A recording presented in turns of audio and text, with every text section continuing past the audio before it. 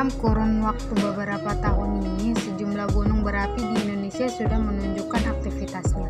Sebut saja Gunung Berapi Yogyakarta, Gunung Bromo, Gunung Kelut, Gunung Sinabung, dan Gunung Semeru yang sudah mengeluarkan erupsi atau letusan. Gunung meletus adalah peristiwa yang terjadi akibat endapan magma di dalam perut bumi yang didorong keluar oleh gas yang bertekanan tinggi. Ada 3 tahapan dalam proses terjadinya gunung meletus. 1. Endapan magma di perut bumi. Dalam proses terjadinya gunung meletus biasanya diawali dengan adanya endapan magma di perut bumi atau pada inti bumi yang sangat jauh di dalam lapisan tanah. Magma ini adalah batuan cair yang berada pada perut bumi. Mereka terbentuk akibat panasnya suhu di dalam interior bumi.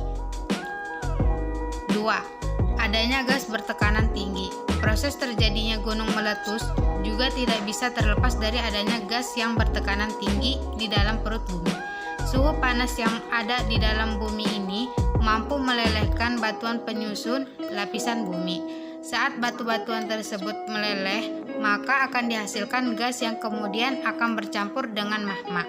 Magma ini kemudian akan terbentuk di kedalaman 60 hingga 160 km di bawah permukaan bumi. Yang ketiga, magma didorong gas bertekanan tinggi. Proses terjadinya gunung meletus ini akibat adanya magma yang telah terdorong oleh gas yang bertekanan tinggi.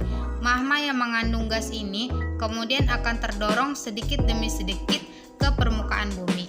Magma yang mengandung gas berada dalam kondisi di bawah tekanan batuan-batuan berat yang berada di dalam sekitarnya. Tekanan ini yang menyebabkan magma meletus atau yang disebut erupsi gunung berapi atau gunung meletus. Adapun tahapan penanggulangan bencana saat gunung meletus. Yang pertama, segera tutup semua jendela, pintu dan sumber ventilasi seperti ventilasi cerobong, asap atau tungku. 2. Matikan AC, sistem pemanas, lalu pindah ke ruang interior tanpa jendela yang berada di atas permukaan tanah. 3. Demi melindungi diri dari jatuhan abu vulkanik, cobalah untuk tetap di dalam rumah dan tempatkan handuk lembab di antara pintu dan tanah. Yang terakhir, jika Anda pergi keluar, kenakan lengan panjang dan celana panjang, kenakan masker sekali pakai dan kenakan kacamata. Dan beralih ke kacamata, bukan lensa atau kontak. Letusan gunung memiliki dampak bagi kesehatan. Abu vulkanik yang keluar saat letusan terjadi mengandung sejumlah zat berbahaya seperti sulfur dioksida, gas hidrogen sulfida, nitrogen dioksida, serta debu dalam bentuk partikel debu.